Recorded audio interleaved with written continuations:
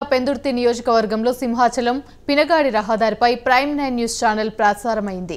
ఛానల్లో వచ్చిన కథనాలపై అధికారులు స్పందించారు. ఇవాళ ఆ రహదారికి మంత్రి అమర్నాథ్ శంకుస్థాపన చేశారు. సుమారు 13,92,00,000 కోట్ల రూపాయల నిధులతో రహదారి నిర్మాణానికి శంకుస్థాపన చేశామని మంత్రి తెలిపారు. అలాగే మిగిలిన అభివృద్ధి పనులను కూడా త్వరలోనే పూర్తి చేస్తామని హామీనిచ్చారు. స్టీల్ ప్లాంట్పై బీఆర్ఎస్ ప్రభుత్వం స్పష్టమైన వైఖరి తెలియజేయాలని మంత్రి అమర్నాథ్ డిమాండ్ చేశారు. జగన్మోహన్ రెడ్డి నాయకత్వం జై జగన్ జై జగన్